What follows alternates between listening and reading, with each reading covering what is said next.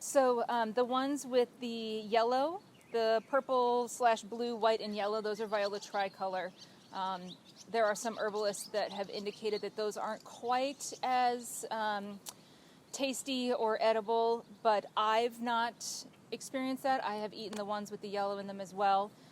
But the ones you're going to most commonly find are these dark purple or blue violets. And these are the ones that I know for sure you can just readily go to town on without having to worry.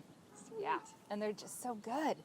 Yeah. I am Nicole Seville with Spiritus Vitae Botanicals. We are a medicinal herb farm, actually just about a quarter mile down the road from where we are right now. I'm here today to talk about one of my all-time favorite and easy to find herbs / food, violet. We have a beautiful patch here, just starting to come into its own this spring. This is a common herb that people have in their yards. You see this all over the place, and I think it's one that's wildly underappreciated for its value.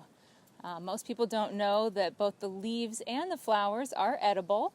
They are delicious. My favorite thing to do is just to pop these little flowers off, and you can just use them as a breath freshener. Just like that. Easy peasy. And they're so good. Another thing that people don't know is that you can just take these, just harvest them straight off of the plant and throw them right into a salad. Wouldn't that be amazing? Look at these beautiful purple flowers. They would be so good spicing up a little salad. They can also be added to soups and stews as a natural thickener. They are cooling, so if you're feeling a little overheated, whether that be literally, physically, or emotionally overheated, they're a nice cooling herb, and so you can make a lovely iced tea and just calm yourself down with a little fresh violet. Would you start with hot water and then let it cool down to make an iced tea, or would you put them in with cold water? You could do it either way. Either way is totally fine. If you wanted to start with boiling water, you could put it into a jar, pour the boiling water, let it sit for 20 minutes. I've heard up to 8 hours to make a really, really strong infusion. But you can also do a cold infusion where you start with cold water, and then you have a nice, almost instant iced tea. And the flowers do lend a beautiful color to your tea as well.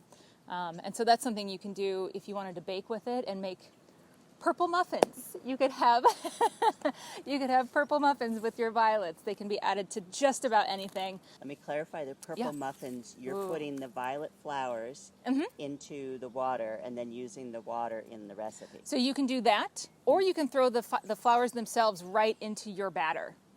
You can also candy them, which is one of my favorite things to do as well. These are perfect to add to like a wild salad. I know folks right now are looking at like dandelion greens and cleavers as spring tonics, and this is another fabulous addition to that. It's a very good food to get yourself a spring cleanse. It's a lymphatic, so it helps to cleanse the lymph system. Can you eat too much? Nope. If you wanted to sit down and eat a nice big salad of violet, you absolutely could. And they're safe for all ages, all people. It's very mild. You don't even have to worry if you're on prescription meds. So it's a perfect herb for folks, and I think it's a knowledge that I think we all need to have. I will say though, you definitely want to avoid the roots of the violet, so don't dig it up, just take the aerial. The roots can cause nausea and vomiting. It does, sometimes there is a purpose for that, but generally speaking, you don't want that. Yeah.